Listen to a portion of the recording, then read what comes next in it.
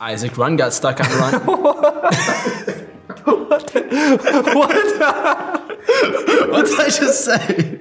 Isaac Run. Dude, are you having a stroke? Are you okay?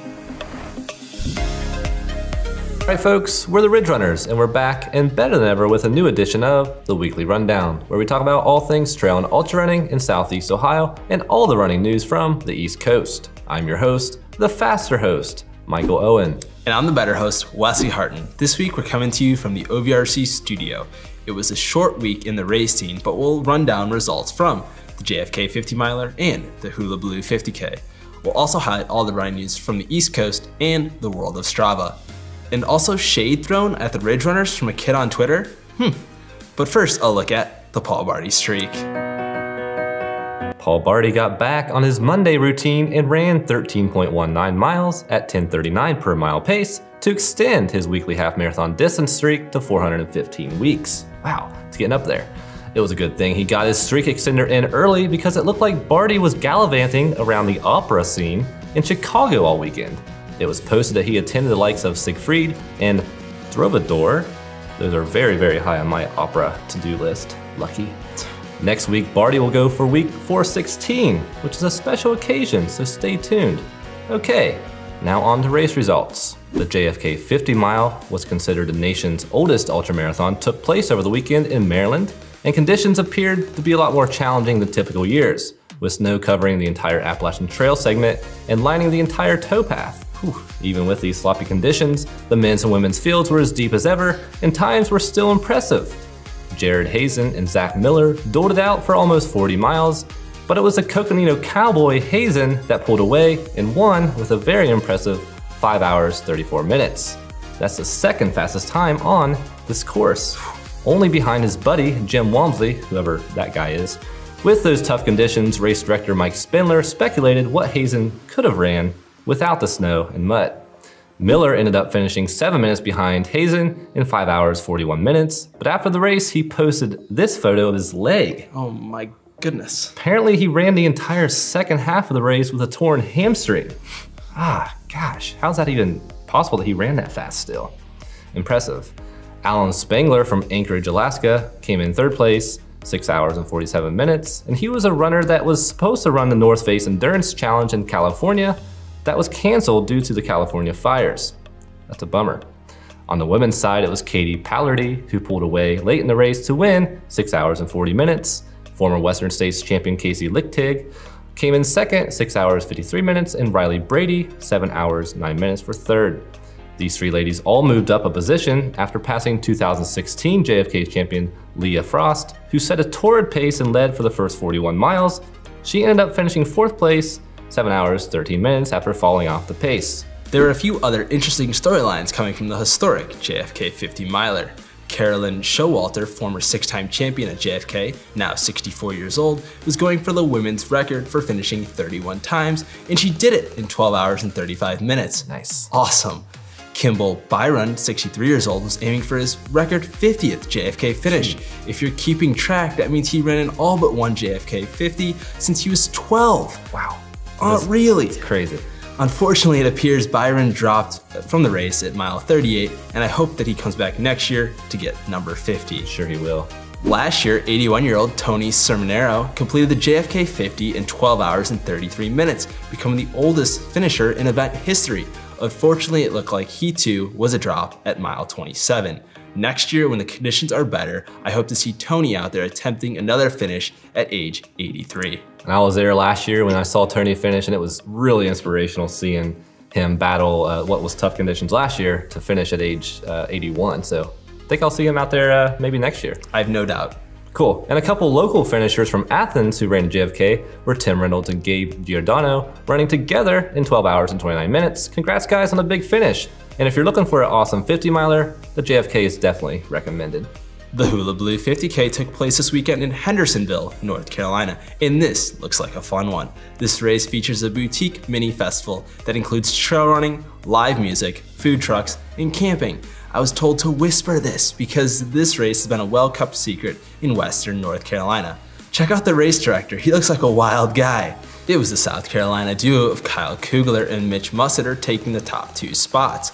in 4:37 and 4:44. Dennis Patinote took third in 5 hours and 20 minutes. On the women's side, it was Tara Jordan, who blew away the rest of the field by running 5 hours and 38 minutes. Almost 1 hour back was second place Erin Hunt in 6 hours and 31 minutes. Rounding out the top three was Casey Staub in 7 hours and 15 minutes. This race looks like one people may want to check out in the future. And before moving on, we need to make a correction from last week's show. We reported that Zach Bitter's Tunnel Hill time of 12 hours and 8 minutes broke Ian Sharman's North American 100-mile trail record of 12:44 from 2011. However, that is just applicable to the men's record. The fact is, previous to Bitter at Tunnel Hill, it was Camille Herron that held the overall North American 100-mile trail record with her 12:42 from 2017 Tunnel Hill. Herron's time still stands as the world record for women in all categories below. And now for the Rant of the Week.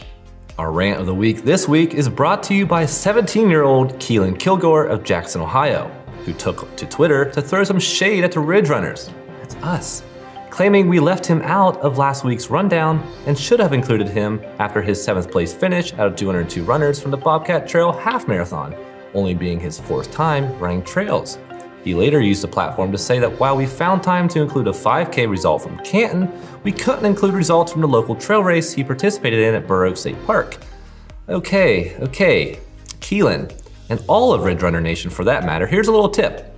I know we are generating millions of views here, and anyone who gets mentioned on our show becomes instant celebrities. Grab your pen for those interviews. And like Wesley and I. But the truth is, Wesley and I aren't perfect. Close to it. We do spend countless hours each week researching results, interesting happenings from the week, and writing the script. But what we don't do is meticulously comb through every single race result east of Mississippi, doing thorough background checks on 100% of the participants in those results for compelling storylines.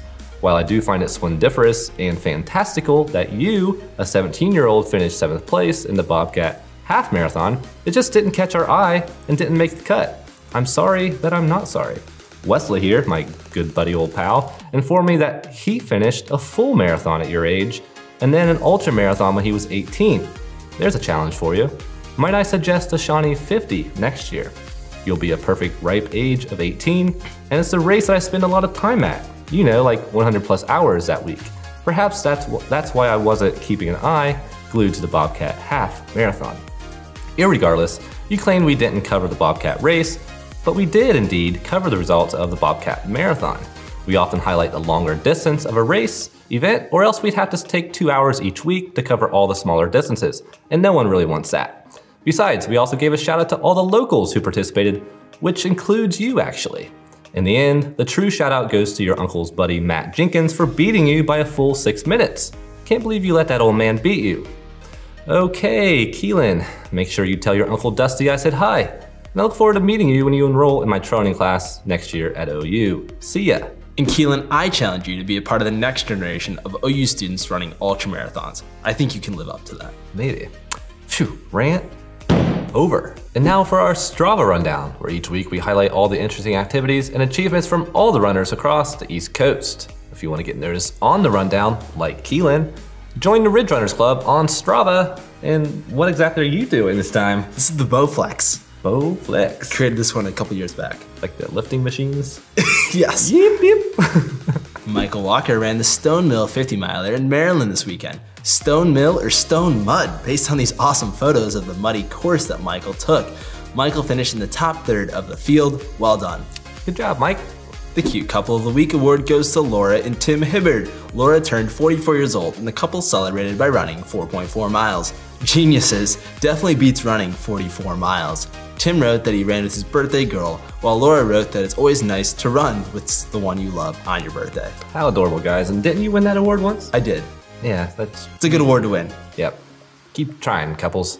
It was also Nick Voss's birthday, and he celebrated in tantalizing, mundane fashion by running 30 kilometers. And he did it with 14 loops around Atrium Lake in Columbus. Just as stuck with running 3 miles.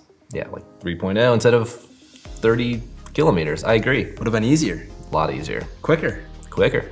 Isaac Gibson got stuck on a run having to pee, and he claimed that it made him 20% faster. That's the secret. Nike needs to get us to feel like we're having to pee to go run faster. Genius. Way to go, Isaac. Good job, Isaac. Keeping in line with celebrations, it looks like Ryan and Danielle Kea celebrated the birth of their newborn girl, Oakley Jane. Baby and mom are doing great according to Ryan's Strava, and he also posted that he was getting a little stir-crazy being in the hospital, so he decided to run 1,000 steps up and down in Mercy Hospital. I've been there, Ryan. Way to get after it. Congratulations on baby Oakley. Last week, Tim Crow took to the comments to challenge me to a race after my remarks of calling him an old man after his impressive Shawnee 50 finish. He says that we will find a race in 2019 of 50 miles or more, and we will see who the old man is. Wow. Tim believes that he will beat me again in a race when we are both at full strength. I've known Tim for a while now, and I'm excited for our battle in 2019. We'll talk soon. I would agree with Tim. Lastly, Michael and I squared off head-to-head in the first ever Radar Hill Chocolate Milk Challenge, and this happened.